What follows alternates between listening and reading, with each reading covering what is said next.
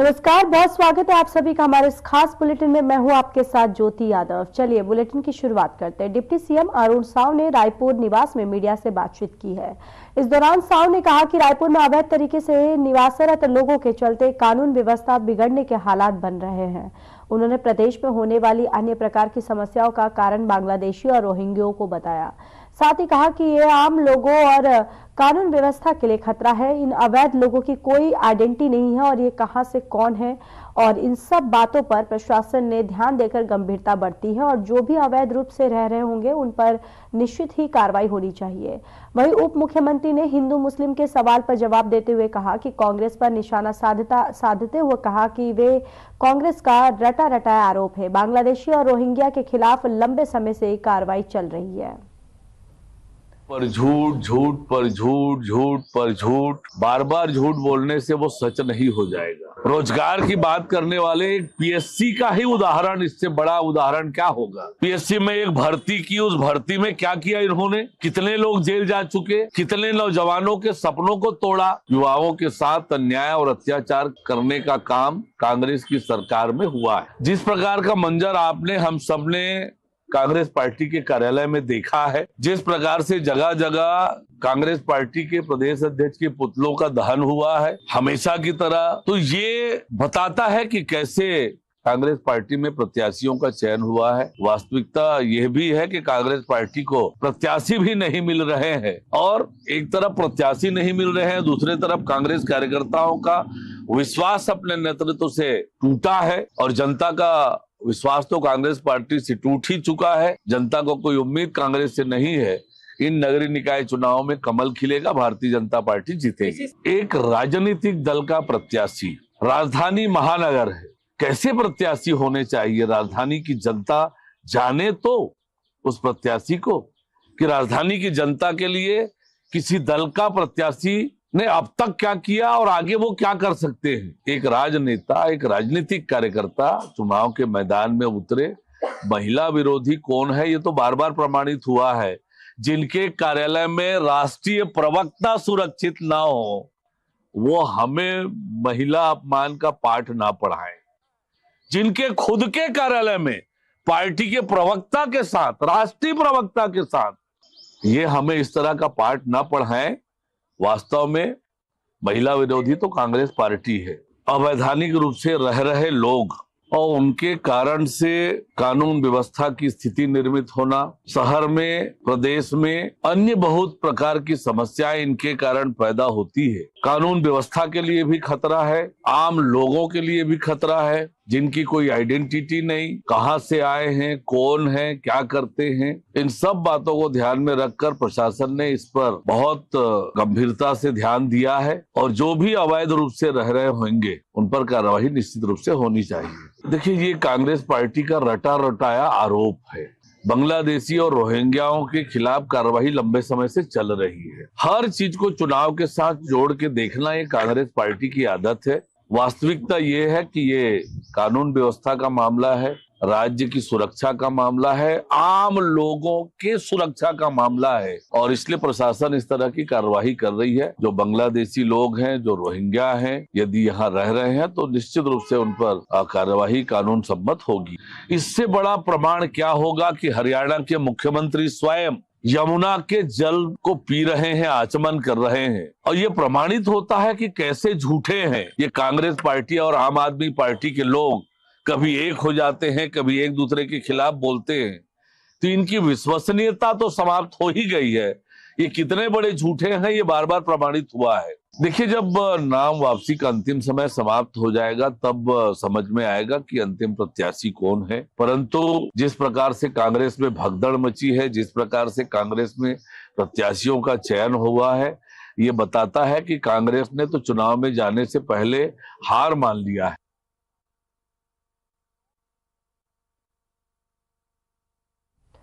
छत्तीसगढ़ के स्वास्थ्य मंत्री श्याम बिहारी जायसवाल ने नगरीय निकाय चुनाव के मद्देनजर कांग्रेस कार्यकर्ताओं में जबरदस्त असंतोष को देखते हुए बयान दिया है। बताते चले कि नेतृत्व में ऊहापोह और परिवारवाद के चलते हो रही बगावत पर उन्होंने कटाक्ष करते हुए कहा कि कांग्रेस में केवल परिवारवाद और पैसा चल रहा है। कांग्रेस के वर्तमान महापौर प्रत्याशियों के खिलाफ भारी रोष देखने को मिल रहा है। और इसी के साथ श्याम जायसवाल ने कहा कि कांग्रेस में परिवारवाद इस कदर हावी हो गया है कि राजधानी रायपुर में पहले महापौर और सभापति प्रमोद दुबे रहे और अब उनकी पत्नी दीप्ति दुबे को महापौर प्रत्याशी बनाया गया है। वहीं इस प्रकार पूर्व में किरणमयी नायक महापौर रही और अब उनके देवर प्रमोद नायक को बिलासपुर से टिकट दी गई है। बताते चले कि निवर्तमान महापौर एजाज ढेबर और उनकी पत्नी को अलग अलग वार्ड से उम्मीदवार बनाया गया है। कांग्रेस में केवल परिवारवाद और पैसा चल रहा है। कांग्रेस के वर्तमान महापौर प्रत्याशियों के खिलाफ भारी रोष देखने को मिल रहा है। चिरमिरी से महापौर प्रत्याशी बनाए गए डॉक्टर विनय जायसवाल जो पूर्व में विधायक रह चुके हैं और जब विधानसभा चुनाव के समय इनकी टिकट कटी और इसके बाद इन्होंने खुद खुलासा किया कि इनके पार्टी के जो प्रभारी थे उन्होंने इनसे 7 लाख रुपए लिए और पार्टी का जो टिकटों की खरीदी बिक्री का उन्होंने खुलासा भी किया और आरोप भी लगाया। इसके बाद उन्हें निष्कासित कर दिया गया। मैं ये पूछना चाहता हूं कि डॉक्टर विनय अब जब पार्टी में वापस आए तो कितने पैसे देकर आए, साथ ही साथ उनके जो इस बार महापौर की टिकट मिली है वो कितने रुपए में उन्होंने खरीद कर लाया है, क्योंकि कांग्रेस में विधायक रहते हुए पूरी तरह से नाकाम साबित हुए थे। इसी कारण पार्टी ने इनका टिकट भी काटा था और अब इन्हें बड़ी रकम लेकर महापौर की टिकट दे दी गई है। ऐसे में क्षेत्र की जनता असंतुष्ट है, कांग्रेस के पदाधिकारी असंतुष्ट हैं। एक बड़ी नाराजगी कांग्रेस में देखने को आ रही है। इनके बड़े नेता इनके सपोर्ट में नहीं है और कई प्रमुख नेता इनके चुनाव में बागी के रूप में भी फार्म भर दिए हैं और पूरी तरह से इनके कांग्रेस के कई नेताओं ने इनके चुनाव का बहिष्कार भी कर दिया है और साथ ही साथ कई लोगों ने कांग्रेस छोड़ भी दिया है। और आज हालत यह है कि कांग्रेस यहाँ पूरी तरह से सुन पड़ चुकी है और कांग्रेस की हालत यहाँ दयनीय है। और ऐसे में मैं ये पूरे प्रदेश के लिए भी कह सकता हूँ कि कांग्रेस के प्रत्याशी और हमारे प्रत्याशी में जो जीत का अंतर होगा, भारतीय जनता पार्टी के प्रत्याशी बड़े अंतरों से जीतेंगे।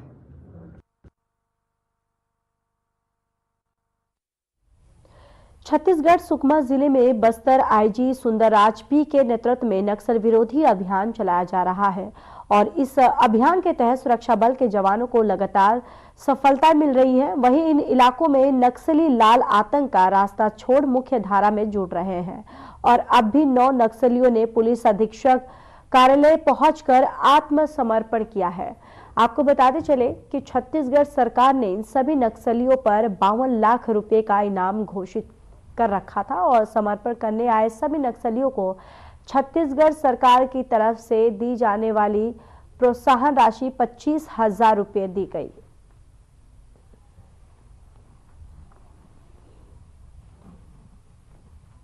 जो नक्सल निर्मूलन अभियान चलाया जा रहा है और लगातार जो अंदरूनी क्षेत्र में जो कैंप खोले गए हैं उससे प्रभावित होकर और शासन की जो नियत नालंदा योजना है उससे जो विकास काम हो रहे हैं उससे प्रभावित होकर 9 नक्सलियों ने आज आत्मसमर्पण किया है। इन 9 नक्सलियों में जो 5 नक्सली है वो PLJ बटालियन नंबर 1 के सदस्य हैं। उसके अलावा platoon number 8 Pamed area committee और जगरगुंडा एरिया कमेटी के नक्सलियों ने आज आत्मसमर्पण किया है। जो आत्मसमर्पण किए हैं उनके नाम इस प्रकार से है। कमलू मंगड़ू बटालियन नंबर 1 का है, महिला माड़ी बुद्री, समीर उर्फ मीडियम सुक्का, महिला रजनी उर्फ राजे, महिला शांति कवासी, महिला नुको नरसी, महिला मड़कम हिडमे। ये जो सब नक्सली है ये जैसे ताड़ मेटला उसके अलावा टेकलगुड़ा मिनपा जैसे घटना में शामिल रहे हैं। बहुत सारे शासन की जो कल्याणकारी योजना है उससे प्रभावित होकर और नक्सलियों से जो तंग होकर इन्होंने आत्मसमर्पण किया है और मुख्य धारा में शामिलित हुए हैं।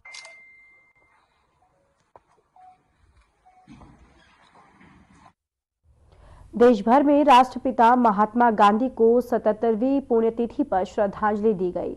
वहीं इस मौके पर मध्य प्रदेश कांग्रेस से अध्यक्ष जीतू पटवारी ने कहा कि आज राष्ट्रपिता महात्मा गांधी के समर्पण का दिन है और देश में जो भी राष्ट्रपिता लोग हैं, उन जिनका संविधान में विश्वास है, वो सभी लोग आज राष्ट्रपिता को याद कर रहे हैं।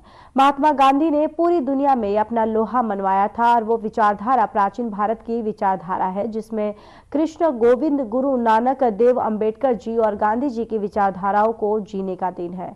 मेरा सभी से निवेदन है कि कांग्रेस के अलावा सभी लोग महात्मा गांधी के विचारधारा को और ग्राम स्वराज की भावना को आत्मसात करें, जिसके लिए अभी हमने संकल्प लिया है, जय बापू, जय भीम, जय संविधान की यात्रा प्रारंभ की है। कि डायरी का अस्तित्व खतरे में है। आप गए, आपने 7 करोड़ रुपए निकाले, आपके बाद 2 एजेंसियां गई, उनने 200 करोड़ रुपए निकाले, यानी आपका काम ठीक नहीं था। क्लियर है। उसके बाद ही 2 एजेंसियां गई, ईडी और अब चूंकि लोक आयुक्त के पास ही अभियुक्त है, तीनों ने कहा है सोना हमारा नहीं है, हमारी नकदी नहीं है। अखबारों के माध्यम से जो हमें पता चला, इसका मतलब किसका है? तो जो हम कह रहे थे वही है। और ये बात मैंने नहीं कही, पूर्व मुख्यमंत्री मध्य प्रदेश की उमा भारती ने भी कही कि मगरमच्छ दूसरे हैं, कहा, उनने बयान दिया। तो मैं मानता हूं कि जब उनने ये बयान दिया कि मगरमच्छ दूसरे हैं, यानी इसका मतलब हम जो कहते हैं वो सही है। 20,000 करोड़ रुपए का घपला है, 2,000 करोड़ रुपए से ज्यादा का डायरी में हिसाब है। 2,000 करोड़ रुपए में किसके किसके नाम है सार्वजनिक होना चाहिए। कोई भी हो, कितना भी बड़ा आदमी हो, न्याय पे जब विश्वास होगा तब ये इनके चेहरे बेनकाब, करप्ट लोगों के, भ्रष्ट लोगों के चेहरे बेनकाब। अभी सौरभ शर्मा को 3 सिपाही इधर से उधर सड़क घुमा रहे हैं। मैं फिर कह रहा हूं कि सौरभ शर्मा की जान को खतरा है। इस तरीके की अगर लापरवाही रही तो इसका मतलब है पीछे से कोई षड्यंत्र तो नहीं हो रहा है। ये कैसी बात है, ये समझने की बात है। और रही बात पूरी घटना की, हमने कहा कि हम पूरे मसले पे ध्यान दिए हुए हैं और इस पूरे को लेके हम कोर्ट भी जाएंगे, क्योंकि ये छोटा मोटा एक इतना बड़ा भ्रष्टाचार का दीमक मध्य प्रदेश को लग चुका है कि हमारी महंगाई बढ़ती जा रही है, लोगों पे कर्ज बढ़ता जा रहा है, सरकार कर्ज लेती जा रही है और सारी योजनाएं बंद करती जा रही है। मोहन यादव और पूरा मंत्रिमंडल, जैसे मैंने कहा ना, करप्शन की भेंट चढ़ गया, सारे लोग लूटने में लगे। मैं पहले भी ये बयान दे चुका हूं, फिर दोहरा रहा हूं कि अगर सही तरीके से जांच हो तो एक भी मंत्री मंत्रालय नहीं रहेगा, सारे जेल की सलाखों के पीछे होगा, एक भी सिंगल एक भी नहीं रहेगा। और ये करप्शन 5वीं मंजिल से ही चालू होता है, मोहन यादव जी के ऑफिस से चालू होता है और नीचे तक तहसील ऑफिस तक, पटवारी ऑफिस तक जाता है। पर कोई एक आदमी, में फिर से चुनौती देता हूं सारे पत्रकार बंधुओं को, माफी चाहते हुए, कि मध्य प्रदेश के एक भी, ये भोपाल राजधानी, एक भी विभाग में बिना पैसे से आप काम करवा के ला दो तो मैं आपका नागरिक अभिनंदन करूंगा। सब भाइयों से मेरा आग्रह है, आप कोई भी बिना पैसे से एक भी काम करवा के ला दो, आप पत्रकार हो, आपकी तो ताकत है, तो मैं आपका नागरिक अभिनंदन करूंगा। ये भ्रष्टाचार का चेहरा है मध्य प्रदेश। तो मैं फिर से, चूंकि सौरभ शर्मा के मामले में अपनी बात कह चुका हूं, और सोना उनने कहा हमारा नहीं है, नगद हमारा नहीं है, तीनों के बयान आए, अखबारों से पता चला इन्हें किसका है। तो जो हम कह रहे थे सुई उधर जाती है। खबर विदिशा से है, जहां तो पूरा इलाके में बांस से डलिया सूपा का निर्माण करने वाले परिवार के घर में अज्ञात कारण से आग लग गई। मिली जानकारी के मुताबिक किसी प्रकार की जनहानि तो नहीं हुई, पर पूरी गृहस्थी जलकर खाक हो गई है। और वहीं यहां रहने वाले नरेश नागर, वीरू नागर और मुन्नी गुवेल के घर में आग लगने की वजह से भारी नुकसान हुआ है। बताते चले कि घटना बुधवार देर रात 10 बजे के लगभग की बताई जा रही है। आग की लपटें देखकर परिजन बाहर आ गए। आसपास रहने वालों ने अपने स्तर पर आग बुझाने की कोशिश की, लेकिन दमकल ने मौके पर पहुंचकर आग पर काबू पा लिया। वहीं सुबह विदिशा विधायक मुकेश टंडन घटनास्थल पर पहुंचे और पीड़ित परिवार से मुलाकात कर हर संभव मदद दिलाने का आश्वासन दिया।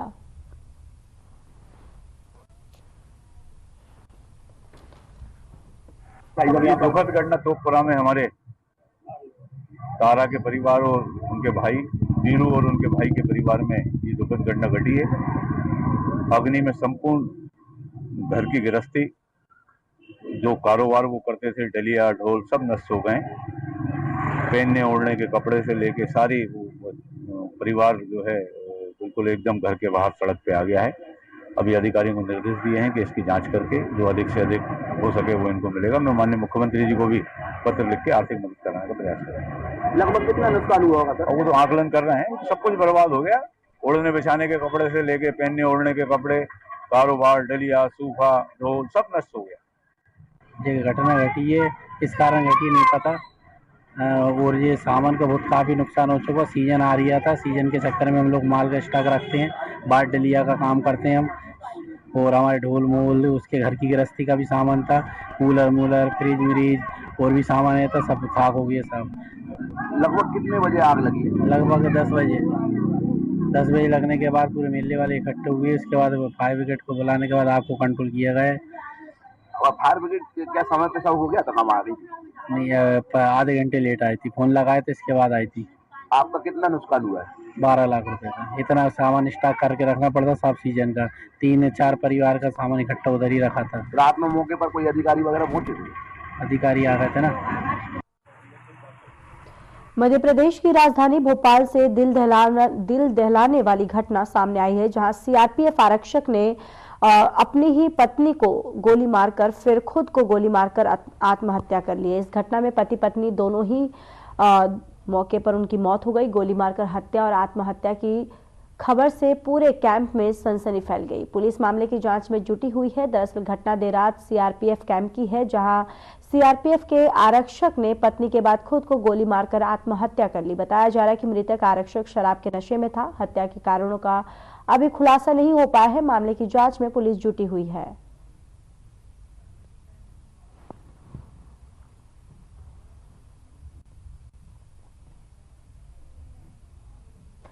शिवपुरी जिले के सुभाषपुरा थाना पुलिस ने हाईवे पर हुई लूट की वारदात का 24 घंटे में खुलासा कर लिया है। लुटेरे गिरोह के 5 सदस्यों को गिरफ्तार कर लिया। पुलिस ने आरोपियों के पास एक महिंद्रा पिकअप वाहन, एक स्विफ्ट कार और 18 कट्टे लहसुन सहित कुल 20,86,000 रुपए का सामान बरामद किया है। वहीं सुभाषपुरा थाना प्रभारी राजीव शर्मा ने बताया कि दतिया के देवेंद्र परिहार ने सुभाषपुरा थाना में रिपोर्ट दर्ज कराई थी कि बीते 28 जनवरी को जब वह पिकअप को आजमगढ़ ले जा रहा था, तभी एबी रोड कलोथरा के पास स्विफ्ट कार सवार बदमाशों ने उसे रोका। आरोपियों ने उसके हाथ पैर बांधकर उसे अपनी कार में डाल लिया और लहसुन से भरी पिकअप को लूटकर फरार हो गए।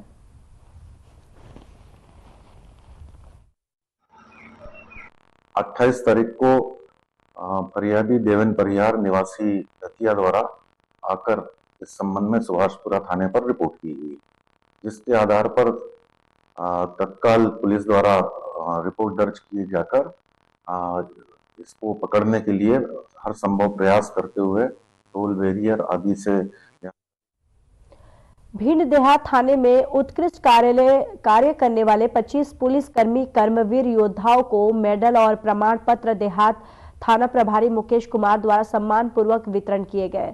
साल 2020 और 21 में कोरोना काल जैसी महामारी के दौरान ड्यूटी करने वाले पुलिस जवानों ने अपनी जान की परवाह किए बिना कोरोना काल में जनता की सेवा की।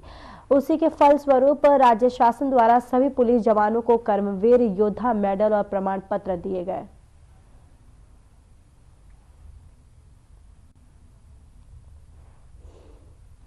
कोरोना काल के दौरान देश में एलओ की स्थिति काफ़ी गंभीर थी, जो उस दौरान देश भर के अधिकारी एवं पुलिस कर्मचारियों के द्वारा काफ़ी मेहनत और लगन से अपनी जान जोखिम में डालकर अपने कर्तव्यों का निर्वहन किया गया, जो मध्य प्रदेश शासन के द्वारा प्रोत्साहन स्वरूप सभी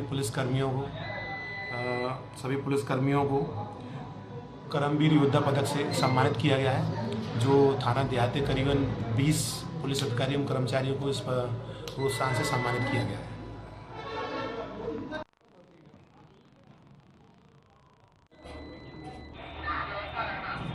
शिवपुरी जिले के उद्यमियों को एक मंच प्रदान करने के लिए पहली बार यहां पर स्वदेशी मेले का आयोजन होने जा रहा है।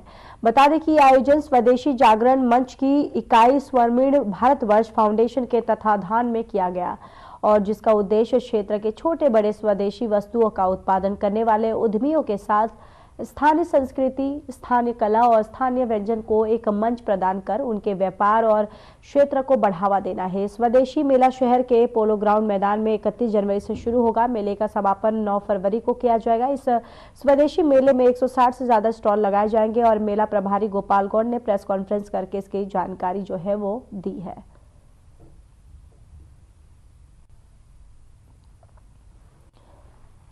इस मेले का मूल स्वरूप है कि स्वदेशी उत्पादक, इस मेले में लोगों को स्वदेशी उत्पादक पे स्वदेशी वस्तुओं पर विशेष रूप से ध्यान दिया जाएगा और लोकल के प्रोडक्ट, जैसे मोदी जी का लोकल फॉर वोकल का है कि आपके लोकल के दुकानदारों को एक प्लेटफॉर्म देने के लिए कि क्या नाम है, एक मेला है, इसमें लोकल के लोगों के लिए उनको प्लेटफॉर्म दिया जाएगा। उनको जैसे जो कमजोर वर्ग है उनको फ्री में दुकानें दी जाएंगी, उनकी सहायता की जाएगी, उनको प्रोटेक्ट किया जाएगा और शहर भर के लोग जिसमें करीबन 8-10 हज़ार लोग पर डे आएंगे, उनको पता लगे कि लोकल में पापड़ बड़ी कौन बनाता है, लोकल में क्या नाम है कौन हस्तकला के आइटम कौन कौन बनाता है, वो प्लेटफॉर्म अपन तैयार कर रहे हैं। खबर भिंड से है, जहां दोबाहा थाना पुलिस ने अवैध हथियार से नगर में दहशत फैलाने वाले, हत्या प्रयास करने वाले फरार आरोपी को गिरफ्तार किया है। दरअसल आरोपी नगर में रुतबा दिखाने के लिए अपने 2 साथियों के साथ थाना क्षेत्र के कुरचानिया मोहल्ले में हवाई फायरिंग कर दहशत फैला दी थी। पुलिस ने आरोपी के पास से 315 बोर का एक कट्टा और एक जिंदा कारतूस बरामद किया है। आरोपी उत्तर प्रदेश का रहने वाला है और वहीं पुलिस ने हत्या के प्रयास का भी आरोपी को गिरफ्तार कर लिया है। आरोपी ने अपने साथियों के साथ मिलकर मारपुरा थाना क्षेत्र में युवक पर लाठी डंडों से हमला कर दिया था और फरार हो गए थे। थाना प्रभारी राजेश शर्मा ने बताया कि हवाई फायरिंग के आरोपी के ऊपर पहले से कई संगीन मामले दर्ज है। इसके 2 साथी अभी फरार है, उनकी तलाश की जा रही है। जल्द ही इन दोनों के मामले के फरार आरोपियों को भी पकड़ लिया जाएगा।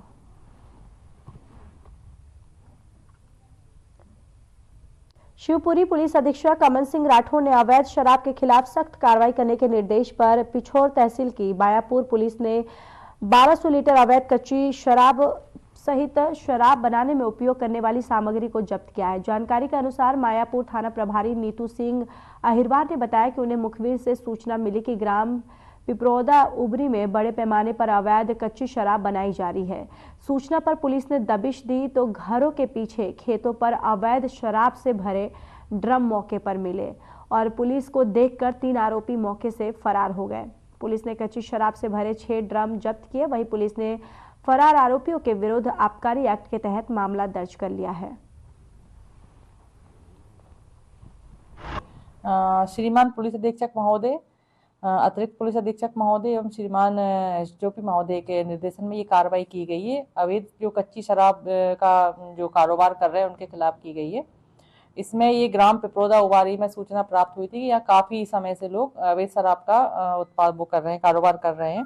इस पर से आज सूचना पर निकले तो वहां जाकर देखा तो काफी मात्रा में मतलब वाहन से भरे हुए ड्रम प्राप्त हुए हैं पुलिस को, जिसमें कच्ची हाथ से बनी कच्ची शराब भी प्राप्त हुई है।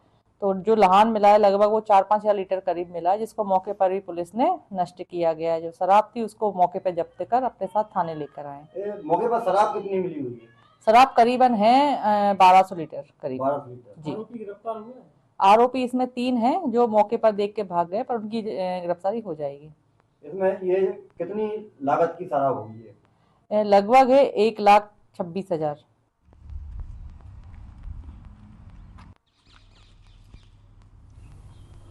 मामला ग्राम पंचायत घोटी का है, जहां मनरेगा योजना के तहत बड़ा घोटाला सामने आया, जिसमें पुलिया निर्माण के नाम पर 10 लाख रुपए की राशि निकालने की कोशिश